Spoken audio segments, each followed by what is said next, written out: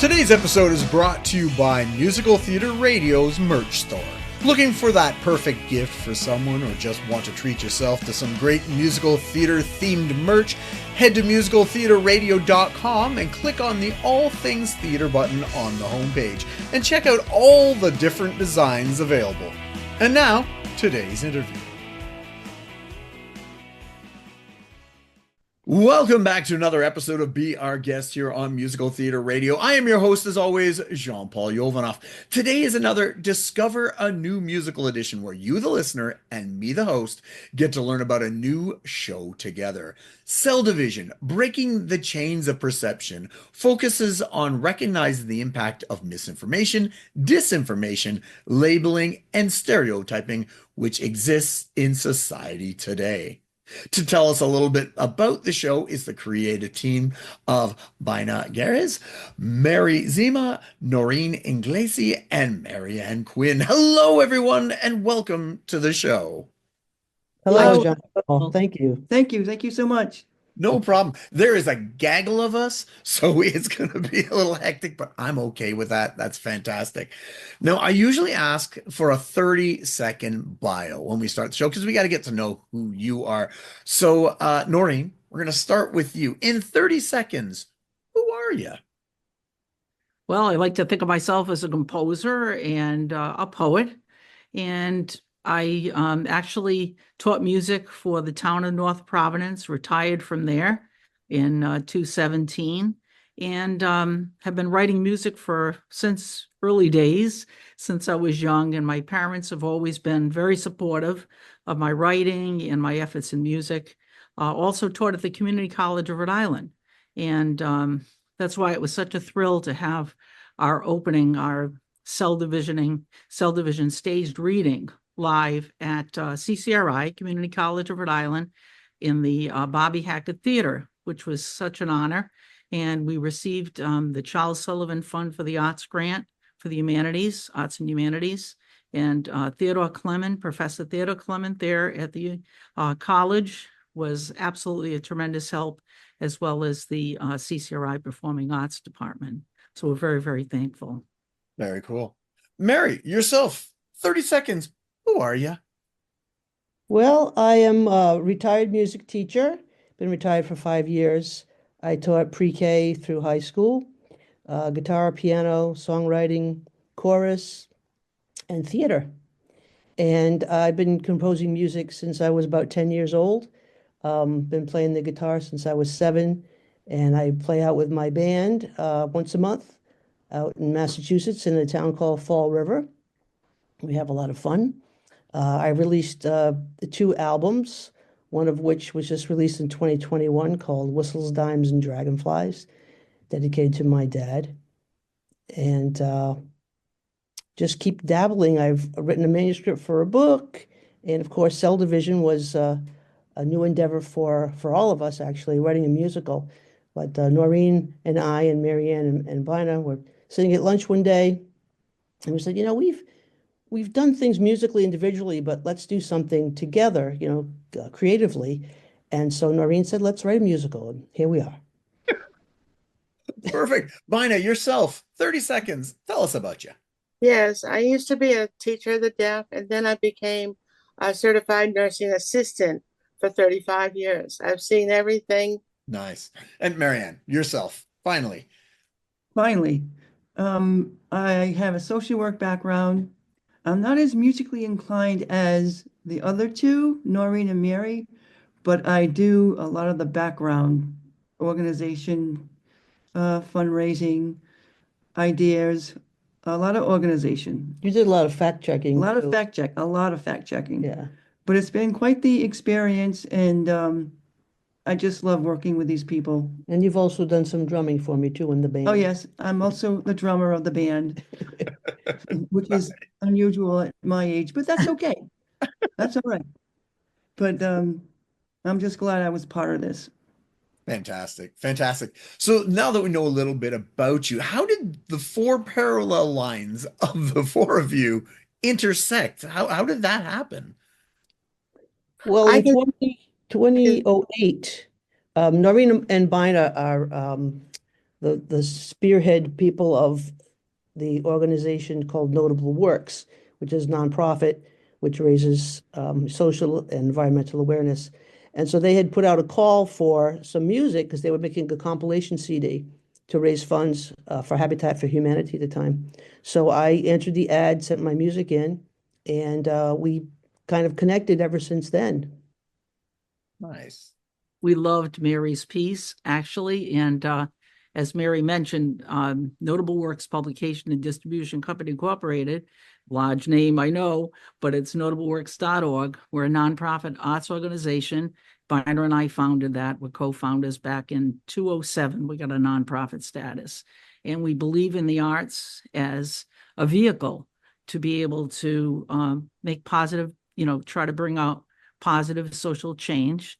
And this theme of our musical is especially important. Part of our raising awareness, our mission, raising awareness for environmental and social concerns through the arts. And so this is a perfect thing. Our musical is a wonderful example of that. Great. What? Yes. One of our co-authors, ourselves, and Marianne Quinn, the idea of gentrification was one of the main vehicles, which added so much to our storyline from beginning to end. It brought it together so beautifully. Then at the same time, Noreen Inglesi and Mary Zima's very creative, multi-style, along with neutral vehicle of music and song. Our message was presented, dealing with and the healing from misinformation and stereotyping.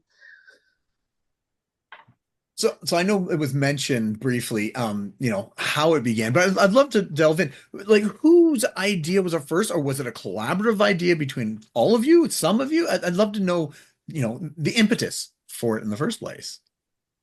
Well, it came together it seemed to come together like all at once. And as Bina mentioned, the idea of gentrification, where the large corporations really try to take over the small businesses and really essentially put them out of business. So that became our opening, and it actually became our ending as well. We brought everything together that way, where at the end, the small business owners came together with the large corporations and we all, so that started that way and ended that way.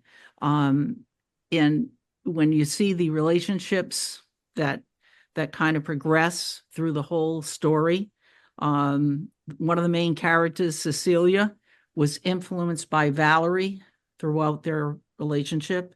From the beginning of when they're set in prison there. We'll tell you a little bit more about that in a second.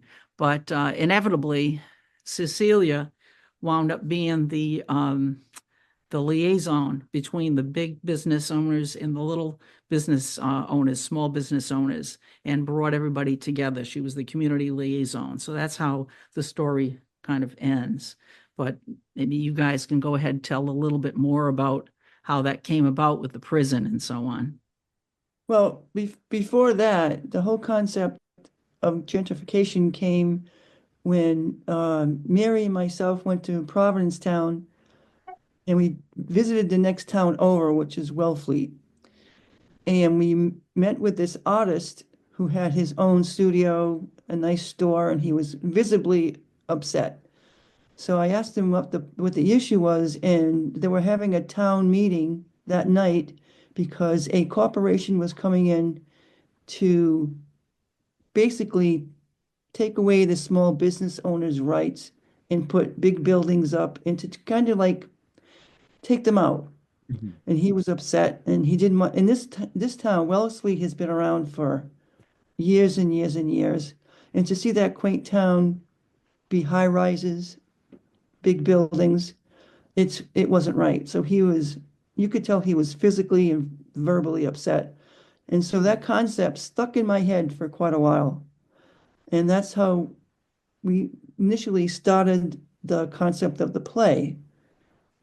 In New York, there's these businesses, and all of a sudden there's this corporation coming in and they're taking over. And from then it goes.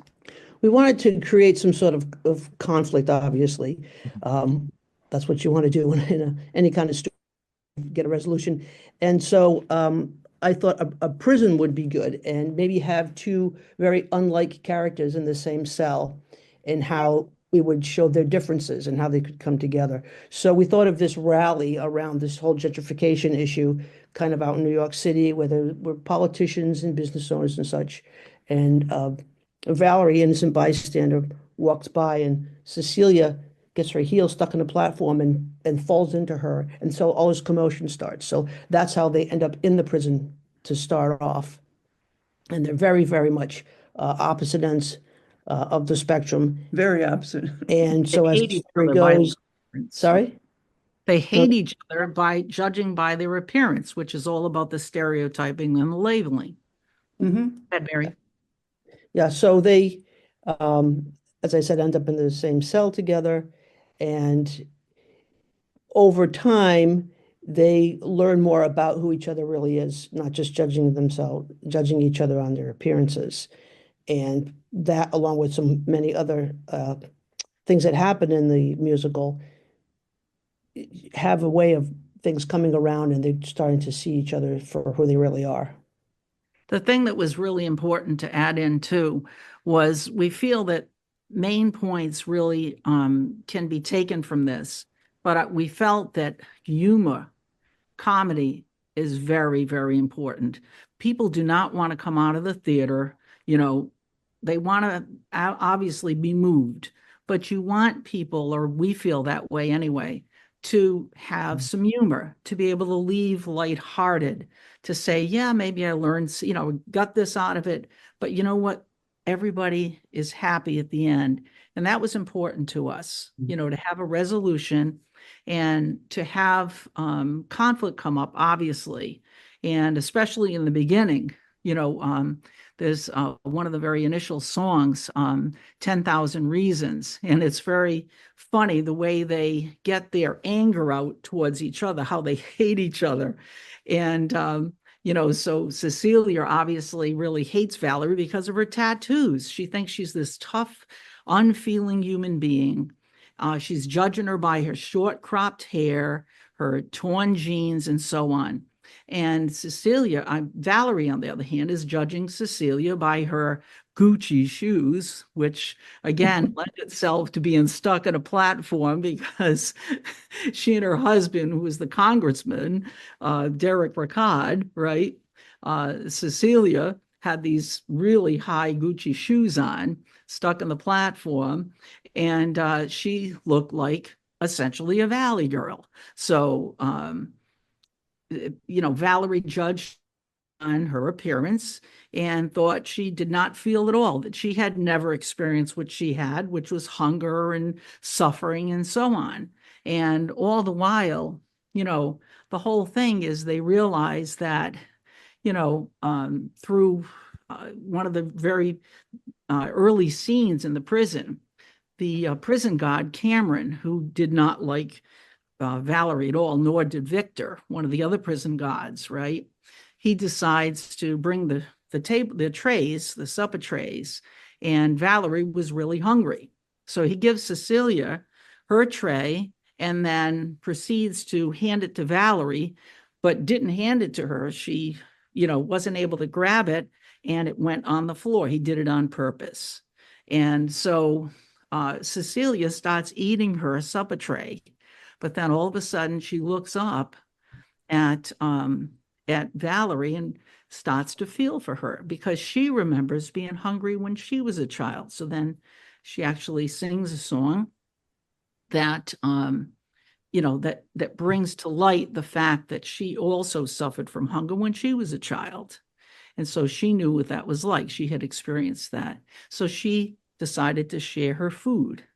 And, so this was one of the opening things that kind of lend itself to develop a relationship where they started to understand that what they actually saw and judged was not really what it was, and that they had more in common than they had differences. So I'm curious. There are four of you. How does the writing work? Like, is there a specific way you write the songs and the book? Like, I'm just curious. How does that work with the four of you? Well, we all met, we'd had monthly meetings, and then we would, so we would kind of take what we had written previously on each, we'd all take the script, work with it, pass it back and forth electronically through email, and, just get character development, dialogue, and so on. And we worked back and forth. And then when we met, we would kind of act it out, and then take the dialogue a little further and develop the character more. That was Bi- fun. you know, Yeah, Bina, you want to add something there? Bina? Yeah, we were just starting out, and Noreen and I were just putting things together that we had met before. I taped it and I kind of put it together a little bit, and then Mary and Marianne thought of gentrification. Well, we kind of went crazy. Putting gentrification right in there but then we realized that it needed a vehicle. So it worked. It worked. Type of thing we did, worked back and forth, came Yep. up with different ideas, worked them through, and absolutely. A lot of revision as you do, when you're creating Oh, yeah. anything anyway, Tons of and bouncing revision. ideas off each other. And as far as the music is concerned, Noreen would spend time in her studio and I would in mine and come up with different things, and then we would bounce them off each other. And maybe change a lyric here or there, or change a key or whatever. And some things we collaborated on. We would do some of the lyrics together, and then the files would be sent back and forth. And what I did in my studio was arrange everything. So what we had was basically a piano and a vocal. I added all the instrumentation and all the arranging and did all the vocals for like demo tracks for the cast to, practice with. So thank God for electronics for Oh, that. yeah. Yeah, exactly. Mary was wonderful to work with, and it was easy for us to, well, not easy, but we worked out the kinks, and we were able to add things on. And like Mary said, she was just incredible to work with. Really enjoyed it. Me too. I Me know we too. I was thinking, I know we touched on the production history a bit, when you started, but I'd love to know, exactly when did you start? Tell us a little bit about the reading production that you had, or the performance of it, and where it's going. Well, we started rehearsals in June, and we would try to squeeze in maybe a couple a month or so. We put out feelers for the cast, through flyers, through emails, through word of mouth kind of thing. On Also, notable works, emails, and so on. right, and also through CCRI, working with Ted Clement, alerting his students that there was going to be an open audition. So we started with maybe half or more of the cast in June, just started some rehearsals with who we had at that point. And then subsequently we would, add in more rehearsals and tweak things here and there. And so we had spoken to Ted Clement, gosh, it was almost a year before the reading, because we were looking for someone to do production. And he said, well, what about doing a staged reading? It's a good starting point. So when we met with him again, he said, okay, we can give you a date in November. So we solidified the date and had our rehearsals at local libraries, wherever we could, and some we had at the college. And we were going to do just a plain old staged reading. And I thought, well, let's go a step further and add some blocking into it, add a little bit of costuming into it. And one of our cast members, she's affiliated with the Little Theater of Fall River, and she was able to get some costumes for us also and some props. And it just came together. And Notable Works did a lot of advertisement in their newsletter. And we had advertising in the programs for future things we want to do. And one of the things is we would like to get a full production. We did get the Charles Sullivan grant that Noreen had mentioned, which helped us out tremendously. but we certainly didn't have enough money to get set design and hire a choreographer, and we really would love to do something like that. Absolutely. Bina has some excellent ideas about dancing, especially for the yard scene with different stars and the opening. Everything lends itself to dance, which Yeah. really adds so much to the performance. I mean, there is a vision there. I mean, I can visualize it on the stage, but like Mary said, it's going to take someone to pick this up and run with it because the music is unbelievable, totally unbelievable. And just watching the stage production, I can see the big picture. Yeah. And it's like, well, to me, and I'm not the musician of the group, but I see the bigger picture.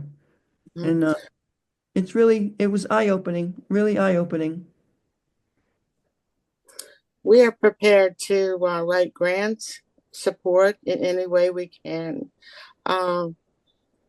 In many ways, this is a type of musical which is for the underdog. And being here, women.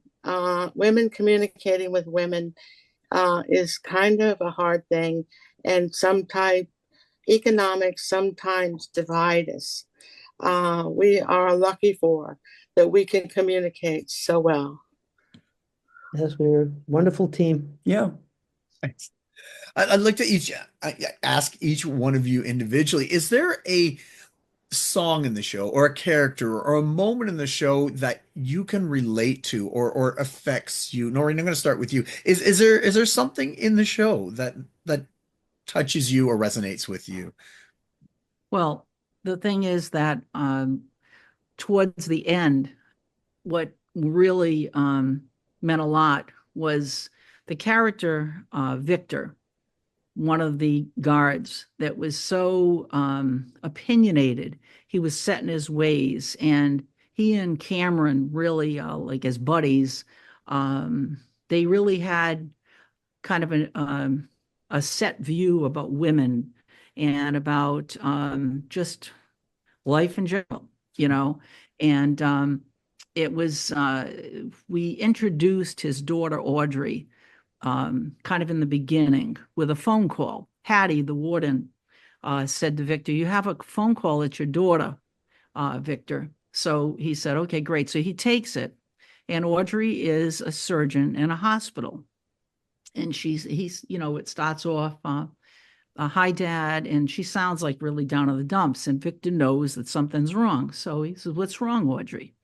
So Audrey said, "Well, Dad, they don't really take too kindly to women women doctors, in the hospital. So sometimes I have trouble with some of the staff." So he snaps back. He said, you know how I feel about women doctors, and you know how I feel about women working." He said, "You should be home with your husband and your kids, taking care of your children. That's your life. That should be your life, Audrey." And then she says, "You just don't understand me, Dad. You just don't understand me at all." And she said, "Bye," and she hangs up. So later on, as it turns out, when Valerie and Cecilia finally are sprung from prison, a new prisoner comes in, and Cameron says to Victor, "Hey, Vic, you've got a new prisoner there. And I heard they say she's a murderer. She's being charged with murder. And she says that she didn't do it and that she's innocent." And but he says, "But I doubt that." And Victor says, "Yeah, I doubt that too." So he starts going into the prison cell, and the woman is just a thin figure, and she's got her back away from where they enter the cell. So Victor comes in and he says, "Oh, so you're the murderer," he said. "We don't take too kindly to murderers around here." And so he starts going in, and the woman turns around and she says, "I'm not a murderer, Dad." Well, he is stunned. And it's just that silence is so telling, and he really has to come to grips, how can this be? It's my daughter, and the song "My Own Daughter" kind of brings it home, where he's coming to grips, my own daughter, in other words, how did this happen? He's asking in the song, and she's answering in the song, call and response. And in the song, it comes out that a woman was having a miscarriage, and and Audrey was just trying to help her, keep her from dying. And so she was being charged with murder. And as you can see in this age, this is actually what's happening now. Just from a simple miscarriage, a woman's life could be in danger. And so, as it turns out, he has to come to grips with this, and it doesn't make any sense to him in his mind, how this could be happening, how his own daughter. So then Cameron comes charging in. Oh, there's the murderer, huh, Vic? Let's rough her up a bit, that type of thing. So all of a sudden, Victor kind of comes to, and it comes to reality. And he said, she's not a murderer. That's my daughter. And she would never hurt anybody. I believe her with my whole heart. And so they because I know her. Because I know her. Exactly. So it comes together, and then it culminates in a song that Audrey remembers from when she was a child, when her mother, fixed a special dinner and taught her this song when the family was, he had lost his job, Victor had lost his job, and Victor remembers the song, and the mother had passed away, but from a young age, Audrey remembered the song that her mother had taught her, and she said that she always sang it when things got rough for her, and it helped her to get through really tough times. And so it was called Never Stop Believing. So she winds up starting the song, and then Victor joins in, and the whole cast joins in. And then that culminates into the ending scene where Cecilia is now the community liaison, and the small businesses and the big businesses get together and wind up renovating the shops instead of tearing them all down. They work together to rebuild the community. In other words, to revitalize it essentially. And so it ends with the cell division finale, so that's how kind of things come together. So. Bina, do you have a favorite song that, for whatever reason, I know it's like picking your favorite child, but do you have a favorite song that touches you? I can't think of the name of it right off the bat, but it was Valerie teaching Cecilia how to be tough after Tough the enough. game. Tough enough. Tough It enough. was tough enough, yeah. And she says, "I've got your back," and it was so cool. It was. I mean, they Absolutely. were on the opposite sides, and it goes on. Yeah, that was excellent too. I agree with you. Mary, do you have a favorite song? I do. It actually came from a dream. It's called All My Dreams and Promises. Hey, that's my favorite. We'll talk together about it. And well, in the dream, there was a cast on stage, like a choir ensemble, and there was this one woman. She happened to be Black, but she wasn't in our show.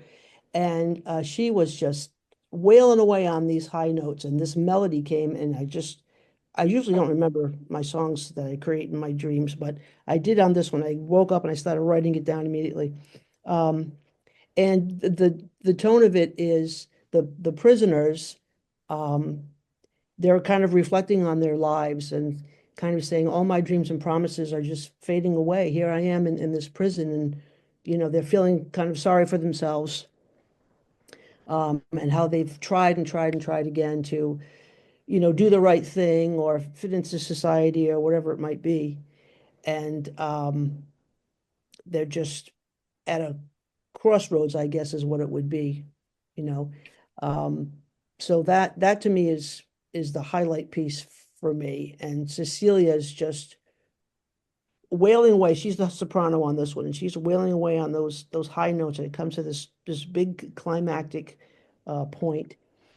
And then there's the choir or the ensemble is singing all this contrapuntal stuff in the background. And it creates a lot of tension, and I think it's one of the best pieces I've ever written, actually. Nice. And Marianne, why that song as well? Because I was here when she wrote it. I saw all the work she did, the sweat and tears. Oh my God. It was unbelievable to watch the process. And that's one of my favorite songs, if not the best song. But I have to say, John Paul, when I sat in that audience, what really I experienced from this whole thing, I sat in the audience with the people. I didn't sit down. And to hear the audience gasp and to go laugh and to hear their emotions, that was it for me. Because 2 years worth of work in that hour and a half, all those people walked away with something. And they were just so in awe, and they got it. They finally understood the cell division theme or the cell division concept. And that's what we wanted to get across. And to hear them, I'm listening to I'm listening to the play, obviously, but I'm listening to the people in their seats, and they're like, That's the social worker in you. that's the social worker. Yes, sorry. And they also Yeah, got the sorry. play on words, which was awesome. The play on words God, title. people behind me, oh my God, that didn't happen. Oh my God, what happened there?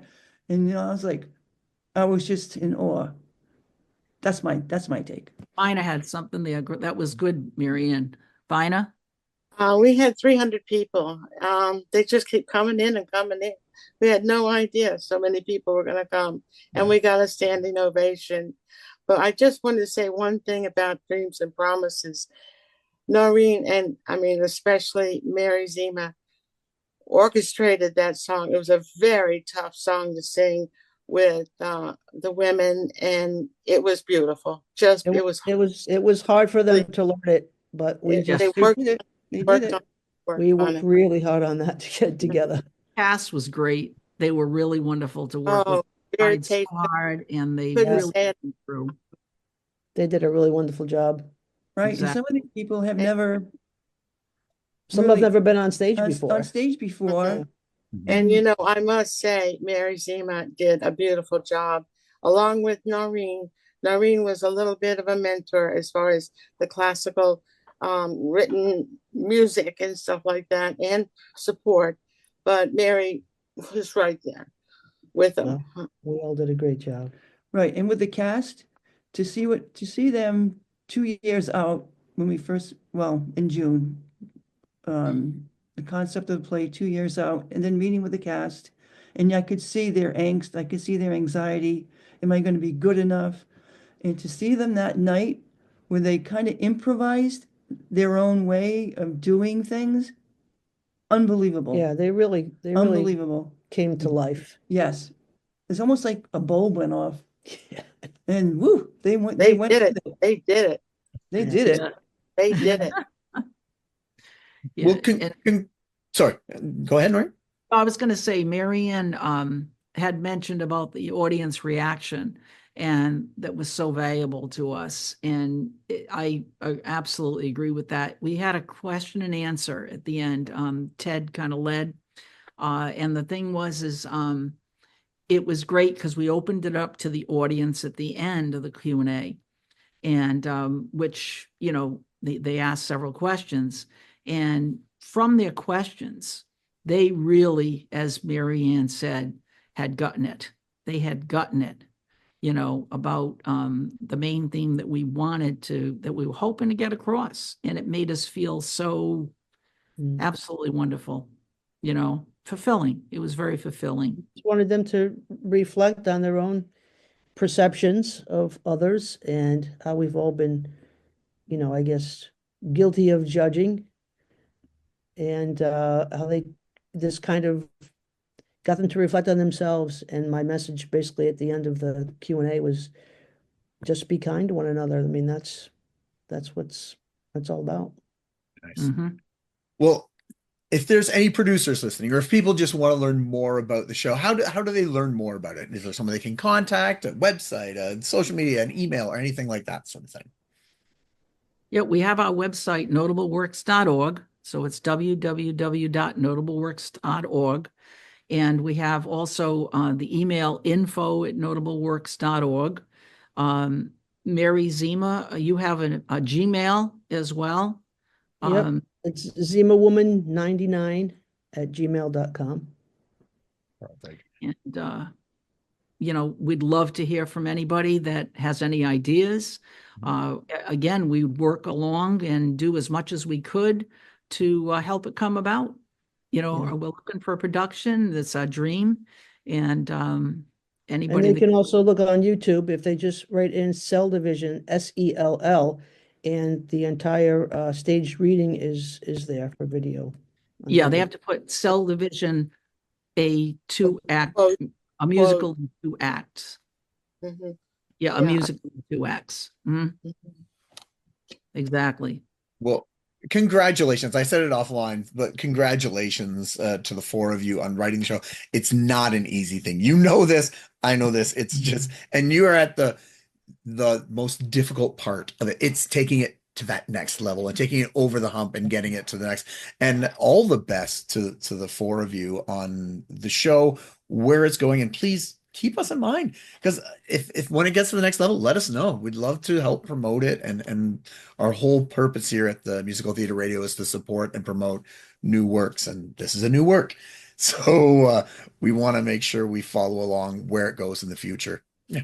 Why not? Well, We thank you so much appreciate Mary from the Terrace Theater tuning us into you. Lovely person. In fact, we're going to the festival. Very nice. Yeah, Mary Miko from Goodspeed is fantastic. I love her. She Yeah, introduces me to so many people. we really appreciate it. And we appreciate your efforts, John Paul, because what you do is incredible. And it's an incredible support and an honor to be on this podcast. Yes, thank you so Yes. much. Thank you all. Yeah, congratulations. And I look forward to seeing where it goes in the future. Thank you. Thank you. Awesome. So we were just speaking with the creative team of the musical Cell Division, Breaking the Chains of Perception. Watch for that and go check it out on YouTube and learn more about it and support new musicals, because today's new musicals are tomorrow's classics and the future of musical theater. Tune in next week as we speak with another guest or guest about their life, love, and passion that is musical theater. I am your host, as always, Jean-Paul Jovanoff, and until next time, I'll see you when I see you.